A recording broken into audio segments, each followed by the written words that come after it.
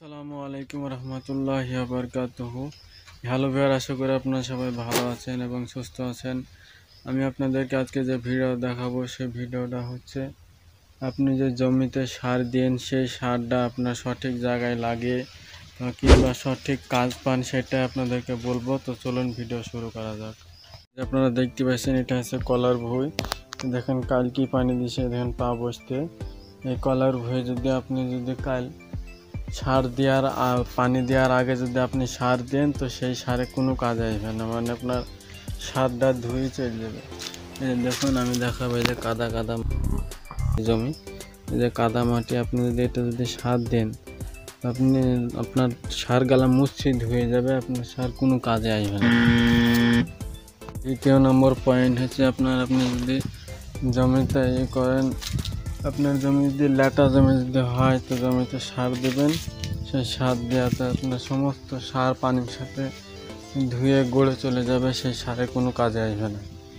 দেখুন এসব কাদা কাদা পা বসতে, আপনারা দেখতে পাচ্ছেন কাদা, এতে আপনি সার দেন তো কোনোই সারে আসবে না।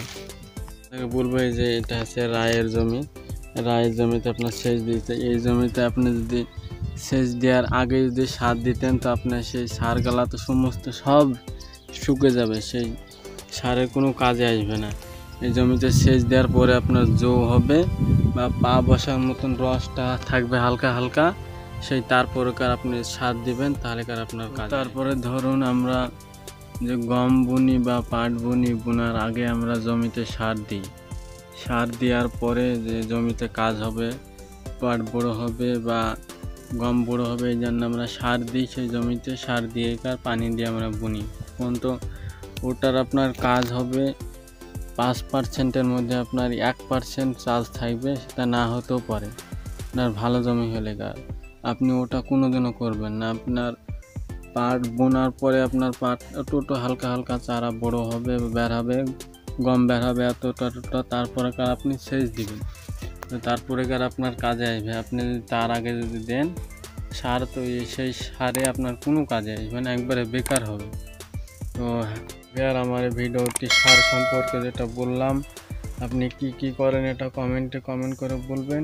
এবং আমার মতামত, আপনি যদি জমিতে চাষ করার আগে যদি না দিয়ে যদি পরে দিতে পারেন, যে চাষ করবেন সেটা অল্প অল্প হলেও বের হবে, তারপরে দিবেন, তো সব থেকে আপনার উন্নত মানের উপকার হবে।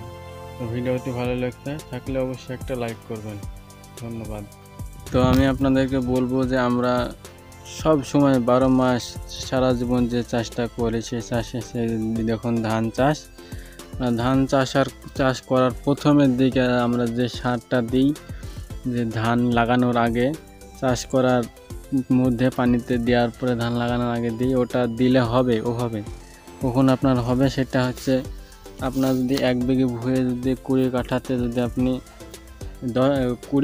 20 কেজি বা 50 কেজি যদি সার দেন, সেখানে আপনাকে ডবল সার দিতে হবে বা 60, 70, 80 কেজি সার দিতে হবে। তারপরে আপনার সেই সারে কাজ আসবে, নচেত সেই সারে কাজে আসবে না। তো আমি বলছি আপনারা যদি পারেন তো সব কিছু চাষ করার পরে ধানটা লাগাবেন, ধান লেগে যাবে, তারপরে পাতলা পাতলা বের হবে, তারপরে সার দেবেন, তাহলে সব থেকে উন্নত মানের ভালো কাজ হবে, এটাই।